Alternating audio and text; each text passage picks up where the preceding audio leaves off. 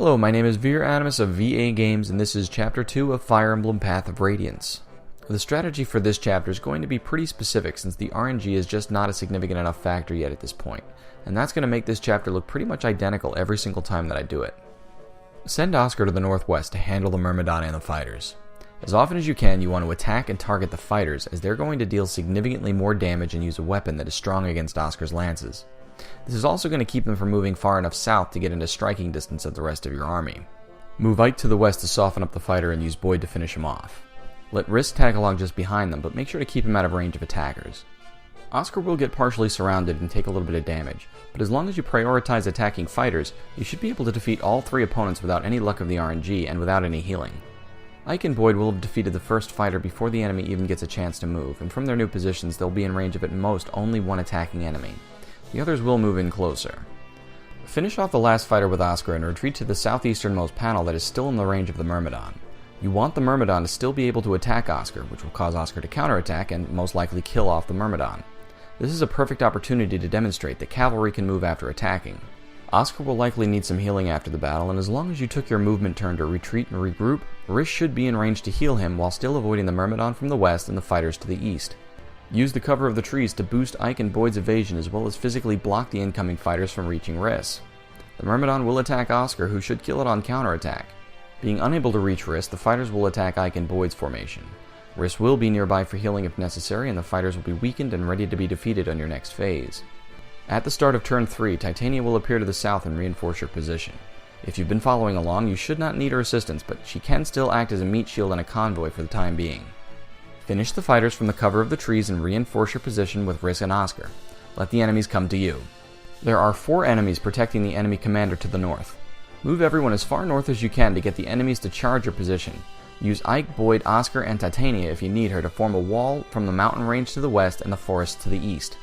Take advantage of Oscar's ability to move after attacking, and Titania's unarmed ability to lure in enemies who can't kill her, and finish the enemies off one by one.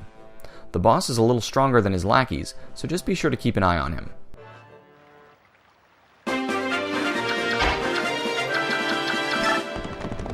Oscar is powerful enough to handle all 3 enemies to the northwest by himself.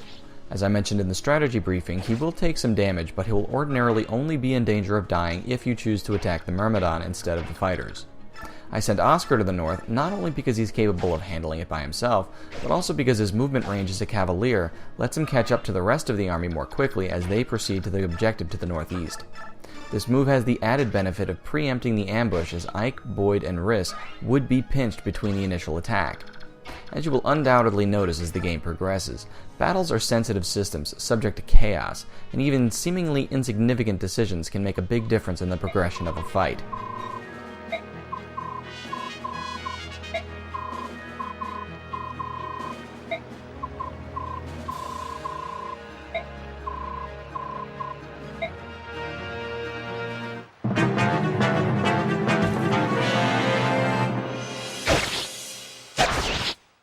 As you can see, every plan is subject to ruin by the whims of the RNG.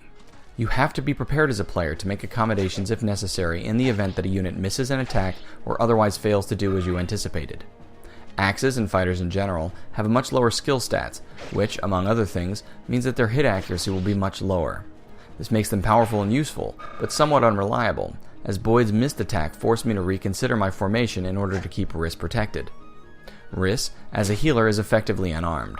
He has low stats, meaning that he will take considerable damage per attack and have a low HP pool with which to take those attacks, be unable to counterattack himself, and often be slow enough that many opponents will be able to hit him twice per attack. While he can withstand getting attacked at least once by most enemies in this chapter, it is a really good idea to learn how to keep him protected now, as failing to do so later will cause you to fail many, many chapters.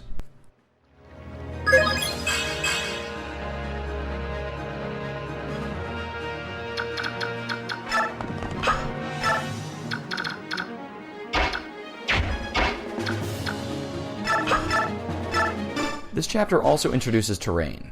Terrain bestows a slight evasion boost to units at the expense of reducing movement range. You can't move as far through the trees as you can through the plains, but being in the trees gives you a greater chance of dodging attacks. Whenever you can, take advantage of the trees and do your best to move in such a way that prevents the enemies from doing the same to you.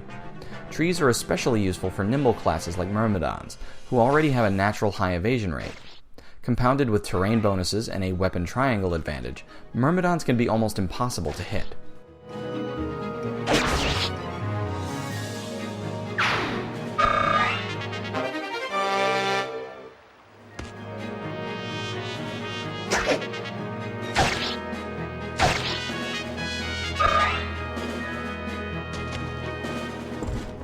Titania is going to show up on turn 3, but as I'm demonstrating, she isn't necessary.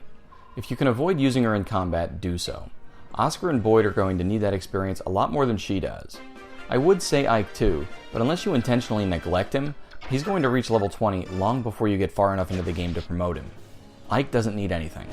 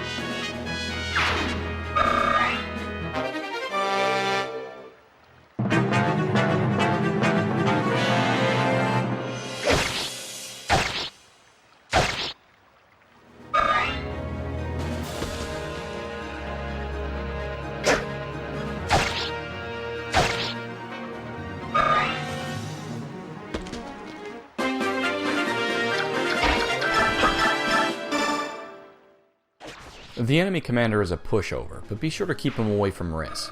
He does deal considerable damage, and you might need all three of your fighting trio to take him down. If you do need to use Riss to heal someone in the clutch, keep Titania handy to rescue him and get him out of danger.